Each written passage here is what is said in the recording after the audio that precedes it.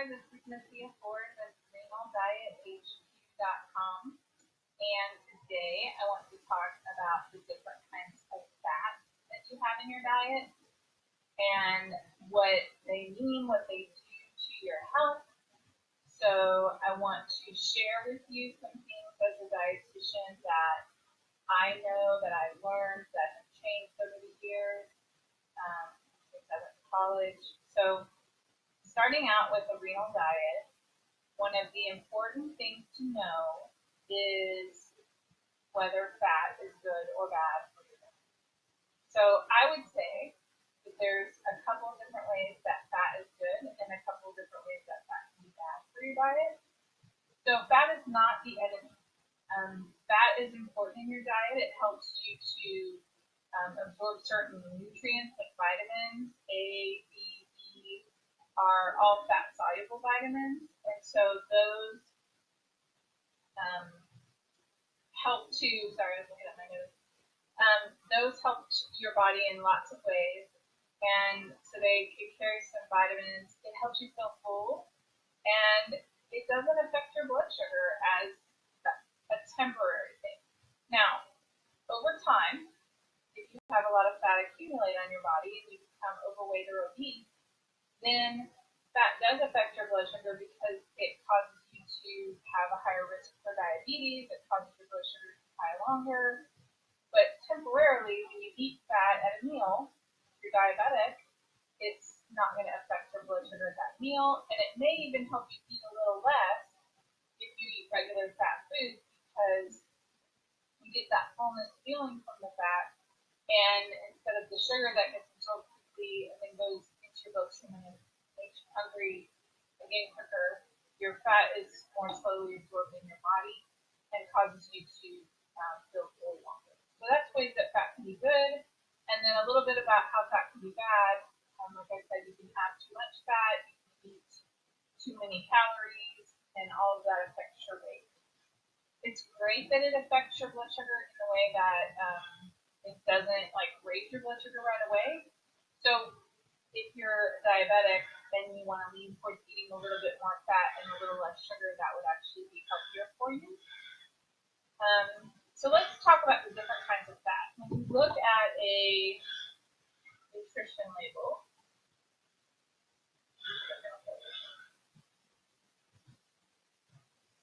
it has like trans fat, total fat,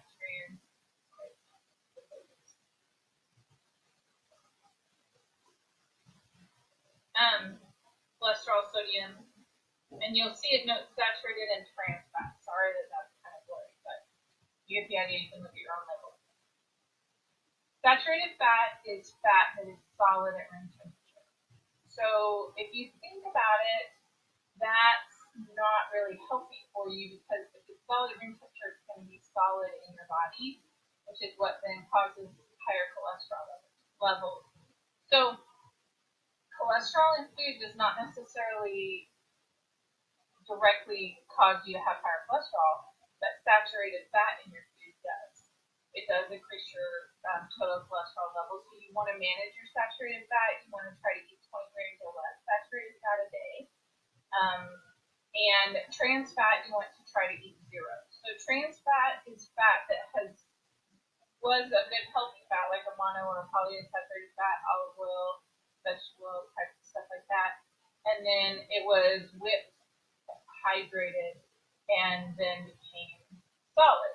So then it's a manufactured fat, I guess you would call it. So it's not healthy for you, and it does affect your cholesterol levels too. So the recommendation is that you use as little of that as possible. And so, for example, butter is a saturated fat, but it's actually a little healthier for you than something like margarine that may have trans fats. So saturated fat, you want to eat a minimal amount, but you're always going to get some. Poly and monounsaturated fats are liquid at room temperature, so it's your oils, and those are healthy for you. So those can actually lower your cholesterol, raise your HDL levels, which is your good cholesterol, and they're healthier for you. So you should use those in cooking whenever you can. So instead of using a butter, use an olive oil. instead of using, if you can, Crisco, or that type of stuff to make your pan, boost your pan or whatever, use an oil. So let's talk for a minute about cholesterol. Cholesterol in your body is a concern, and high cholesterol levels, are things that your doctor watches and you may take medication for that. What affects your cholesterol level? Cholesterol is only made in our liver. So only things that have a liver are going to have cholesterol in them. So animal products are going to have cholesterol, whereas things that are vegetables or like vegetable oil, apples, all that stuff, that's never going to have cholesterol. So even though it's cholesterol free, it's never even had any cholesterol. Your liver makes cholesterol in your body, and it helps to use the cholesterol that you have to make hormones and other things that you need in your body. So cholesterol is only made from animal products, and cholesterol that you eat is not necessarily directly affecting the amount of cholesterol in your body. So if something like an egg has a cholesterol in it, that's not necessarily bad. And it's not necessarily like, certainly fruits and vegetables are good for you, but they're going to be naturally cholesterol free. They're not going to ever have had cholesterol in them, or you can't ever find green bean that has cholesterol in it. So just be aware that that's not necessarily directly related, although it's certainly important to eat lower saturated fat. Saturated fat is directly related to how much cholesterol you have in your body, because your body's going to turn that mostly into cholesterol. There's a couple different kinds of cholesterol in your body. So you have the LDL, that's the low density lipoprotein, and the HDL, which is the high density lipoprotein, and then you have triglycerides. So LDLs are the ones that kind of get stuck in your arteries and stay and cause the buildup and make it smaller and smaller, where you're, eventually going to have a clot that's going to cause a blockage. HDL, I used to tell the story that, think of HDL like little garbage trucks going around and picking up the trash. So HDL, the more garbage trucks you have, the better. So you want to have a higher HDL level and a lower LDL level. So HDL is something that goes around and it gets the cholesterol and the fat in your body, takes it back to your liver, and your liver then processes it into hormones or disposes of it or whatever it is.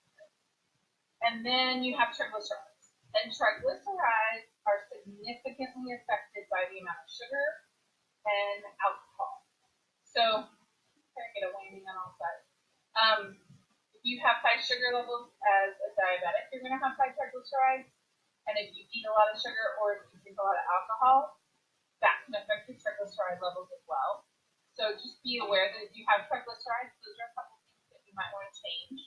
Eat less sugar and drink less alcohol, because those will certainly help with that.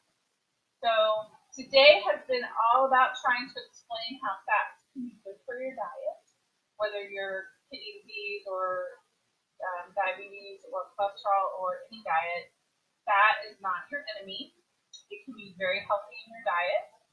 And so things that are fat-free, you want to look very closely and make sure they're not just overloaded with sugar, because that sugar has basically replaced the fat, and it's actually not good for you that way.